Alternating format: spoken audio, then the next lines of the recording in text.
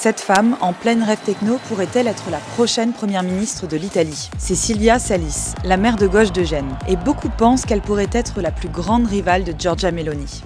Depuis son élection en mai dernier, la popularité de Salis en Italie a explosé. Elle est aujourd'hui, et de loin, la maire la plus suivie sur les réseaux sociaux en Italie. Et récemment, on a commencé à parler d'elle comme de l'anti-Meloni, la politicienne qui pourrait peut-être battre la première ministre italienne aux législatives de 2027.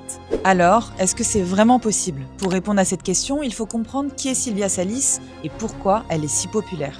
Ancienne athlète olympique devenue politicienne, Salis a réussi à remporter une victoire cruciale à Gênes en 2025, faisant basculer une ville gouvernée par la droite pendant 8 ans. Elle n'est affiliée à aucun parti et a été soutenue à la fois par la gauche et le centre, ce qui fait d'elle une rare figure d'unité dans un paysage politique polarisé. De manière générale, elle est perçue comme une leader progressiste. Elle participe à des marches pro-Palestine, elle enregistre les 2 parents sur les actes de naissance des enfants nés de couples de même sexe, une pratique que Meloni avait tenté d'arrêter, et elle s'exprime contre les violences de genre. Démographiquement, Gênes est la ville la plus âgée d'Italie, mais Salis a essayé de placer ses jeunes résidents au centre de sa politique. Credo fortemente che la priorità sia risarcire la fascia 030. Elle a poussé pour améliorer les transports publics, pour construire un nouveau campus universitaire et pour revitaliser les espaces publics.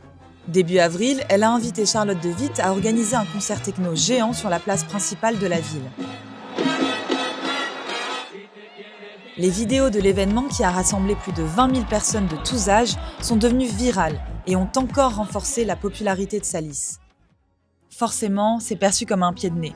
L'une des premières lois adoptées par le gouvernement Meloni est un décret anti-rave, interdisant les rassemblements non autorisés. Mais Salis pourrait-elle vraiment devenir la chef de l'opposition? Eh bien pour le moment, ça semble peu probable. Les leaders des 2 principaux partis de gauche, Elly Schlein du Parti démocrate et Giuseppe Conte du mouvement 5 étoiles, devraient s'affronter lors de primaires. Salis, de son côté, a dit qu'elle ne participerait pas. Mais dans une récente interview avec Bloomberg, elle a admis que si on lui demandait d'intervenir, elle envisagerait de prendre le relais. Selon ce sondage, dans un affrontement direct contre Meloni, Salis a l'écart le plus faible, même si elle reste derrière la première ministre. Et toi, t'avais entendu parler de Silvia Salis ?